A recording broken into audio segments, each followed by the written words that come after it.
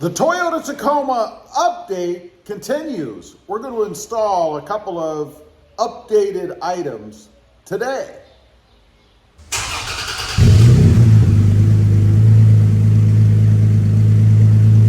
Well, good afternoon, everybody, and welcome back to RobMotive. That's right, today we're going to continue on with the Toyota Tacoma update. I had put a video up a little while back about changing things up a little bit on my Tacoma, just to kind of give it a little bit of a refresh, if you will.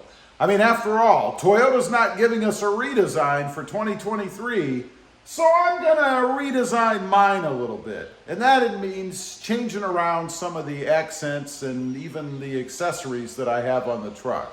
So today we're going to install these items over here. We've got the refreshed center console lid. This is where I had painted the lettering on top red. This was orange, and I do think it came out red. There was some concern. Let me turn that light off. I think you can see it better that way. I had some concern that it was still orange, even though I was painting it, if you will, with a red paint pen, which, by the way, is awesome. If you've got anything cloth or even canvas that you want to change the color on without buying something new, it'd be very difficult for me to replace this since the guy that did it for me doesn't seem to be doing it anymore. I'm not exactly sure. So I painted it red, and I think it came out pretty good. Not too bad, and it should hold up well. When I had painted it orange, it held up pretty well, so I don't really have any issue with that. Then, of course, we have to change out the D-rings. If you haven't figured it out, I am going with a red theme on this truck now. So we're going to go with the magnetic gray metallic that you can see here with the red accenting. Now, I have orange on it, which means I've got to change a lot of stuff out. May add some new stuff. I do have something new coming, by the way. I have several new things coming, just waiting for them to arrive.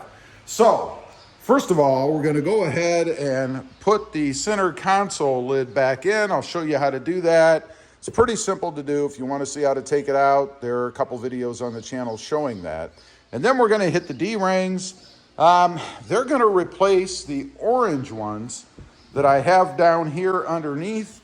Hopefully, I'll be able to get those big old bolts out of there, or eye bolts, whatever you want to call them, as well as my little fasteners, those wires that you see on there to kind of secure it a little bit. That's really just to keep it safe, so if the pin starts to back out, it can't fall off. But let's go ahead first, grab the center console lid, and we'll get that mounted in the truck. All right, we're inside, and fortunately, the baggie that I put the hardware in is still in the center console. It's been a few days since I painted this, so I wanted to make sure I kept track of this stuff.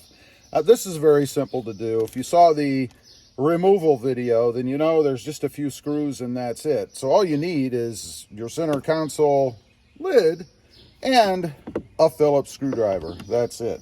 So we're going to go ahead, get it set into place, and it just kind of bolts or screws in right here. So we need to grab the bolts, the screws. These are the bigger ones of those that you take out. So pretty simple to make sure you have the right ones. And if I remember, since this thing is spring loaded, a little bit of a trick is to getting it back in here. There's two little prongs here, if you will, that slip into holes to kind of align it, and then just put your screws back in. Would be nice to have another pair of hands, however, to hold it steady while I'm trying to not drop the screws and get them in. You ever do that? You got something set up, you're right in the middle of the project, and then you drop a screw and spend 3 hours trying to find it? That, believe me, is a drag. Kind of reminds me of when I dropped the 10mm socket into the hole where the tweeters go that I was replacing. That was really about probably a 15-minute job that turned into about a 45-minute hour job, because I spent the extra time trying to find where that socket went, which I never did, by the way, and it still has not dropped through. So it's still sitting somewhere in my dash area. All right, got all 4 screws back in. These you can torque on just a little bit. They're a little more substantial than the little ones that we're going to put in this part, which is, I guess, the inner cover. So you need this because if you don't have it, it won't clasp shut. So this just kind of sandwiches in up top. Kind of heard a snap there. Just like that, that's it.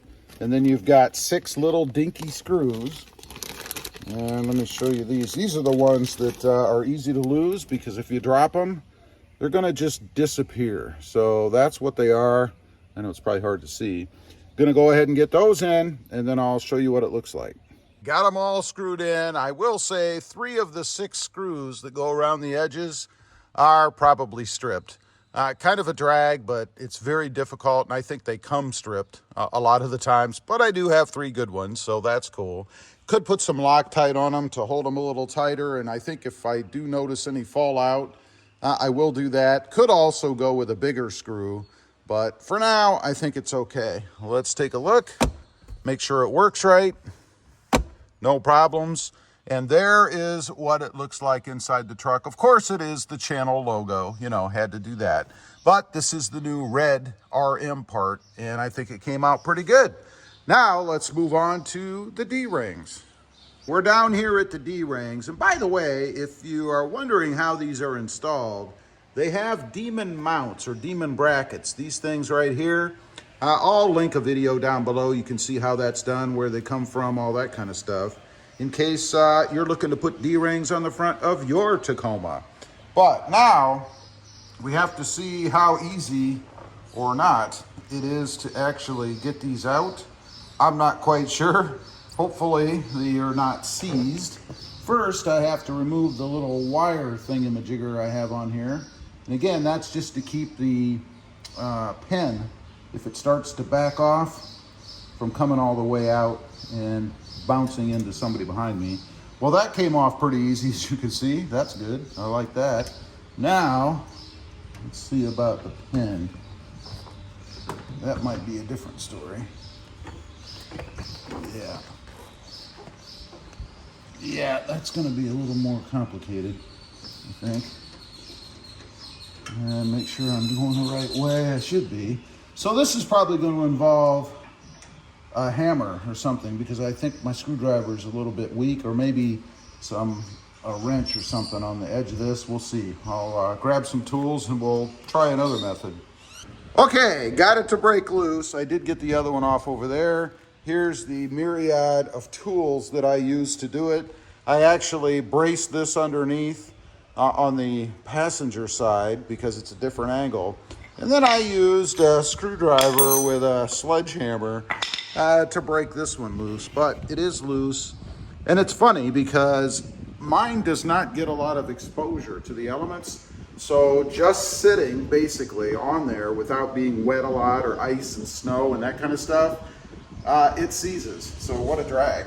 But we did get it off, or loose. We're gonna go ahead and pull this one. That should be the easy part of the job. Then I have a couple of washers on here just to keep things from bouncing around. So let's set these orange ones off to the side. Now I'm gonna go ahead and put the red ones on. These will be just as much of a pain to get off down the road if I need to, I suppose. Do need to put some washers on there because we need to take up the space. These might actually be a little bit wider. I don't know if I need bigger washers. Yeah, I don't think so. So let's go ahead and see if we can't get that done. And then I'll come back on and show you what they look like when it's all finished. All right, we've got it done. I must say that was not particularly fun. Pinched my finger a little bit when I slammed it on the screwdriver trying to get this one off. But they did come off, no big deal. They look good, I think. This one does move, by the way. It's a bit tight, but it does move. May touch it up a little. Looks like there's a couple chips on it, probably from when they were on a different truck, just driving around. But you can see here's the wire little safety thing. Again, that's just to keep the pin from backing all the way out, should that ever happen. I don't think it would. As tight as these things are, I don't see how those are ever going to come out. So that completes the tow hook part. We do have some orange lettering under there that we're going to have to take care of as well. As I mentioned, I do have some things coming, so stay tuned for that. We are going to go to a complete red and magnetic gray metallic theme on this truck. Leave a comment. Let me know. What do you think of the new theme? And also, do you have the Demon brackets with the D-rings on the front of your truck? I'd be curious to know. Also, real quick, I do have 2 additional channels. RobMotive MT, all about mini trucks, currently the Hyundai Santa Cruz, and RobMotive JT, all about Jeep Gladiators. Check them out, and if you're interested, please consider subscribing. Thanks for watching. Stay safe out there. Bye.